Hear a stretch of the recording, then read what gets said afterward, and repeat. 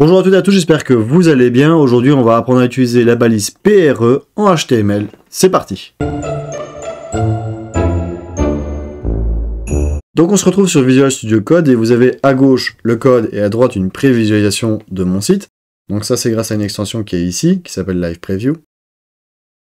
Lors d'un tuto, je vous ai parlé de la balise paragraphe pour afficher ici mon paragraphe. Hein. Et maintenant, je vais vous montrer le pre.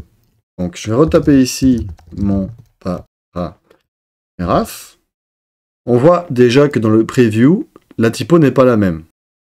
En fait, le pre, c'est idéal pour afficher du code dans une page web. Parce que, en fait, ici, si je fais un retour à la ligne et que je me remets au début, il prend bien en compte les tabulations, les espaces. Il prend tout en compte. Tout ce que vous mettrez entre pre sera en compte. Donc, ce qui est idéal pour le pre, c'est d'afficher du code. On recommence, je refais une balise PRE. Ah oui, je vais aussi vous expliquer que ce n'est pas une balise sémantique. Donc, elle n'est pas idéale pour le référencement Google. Donc, c'est un texte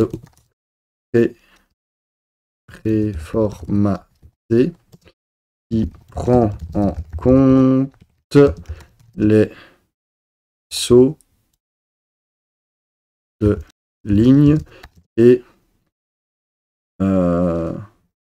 tabulation. Alors je vois plus trop mon code, donc je vais faire c'est un Alt Z ou Option Z pour remettre à la ligne, comme ça j'ai tout sur une seule vue.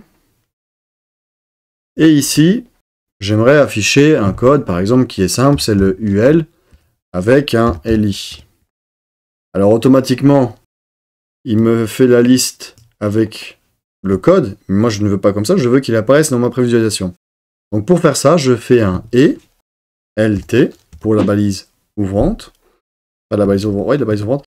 Et GT pour une balise fermante. Alors entre les deux, on va écrire notre UL. On va faire un copier, Enter, et je vais faire un coller. Je vais faire fermer, comme ça j'ai bien ma balise ouvrante fermée. Je recommence ici, tabulation. Hop, tabulation, pardon. Je vais faire mon LI, balise ouvrante, balise fermante. On va le faire plusieurs fois. Alors attention, il faut bien prendre les éléments en compte et pas trop. Comme ceci, comme ceci. Et entre les deux, je vais mettre par exemple, c'est accueil, FAQ et forum, par exemple. Donc là, il affiche bien du code. Sauf qu'elle n'est pas sémantique, donc elle n'apparaîtra pas dans la recherche de Google, elle ne serait pas idéale. Pour que ce code soit visible sur YouTube, il existe une balise à ajouter, ça s'appelle la balise code. Donc là, hop, je viens PRE code, code PRE, je viens la fermer. Et à partir de là, quand on met un code égale, là je vais faire balise code égale sémantique. C'est vraiment si vous voulez un blog par exemple de code et que vous voulez être référencé par Google, il faut absolument mettre cette balise parce que c'est important. Celle-là, elle est vraiment sémantique, idéale pour le référencement. Donc là, je viens de vous expliquer la balise PRE, c'est vraiment une utilité pour afficher du code, du Java, du CSS par exemple, tout ce que vous voulez, c'est là-dedans que ça se passera.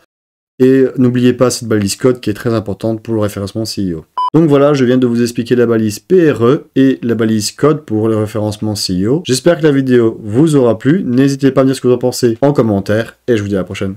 Ciao.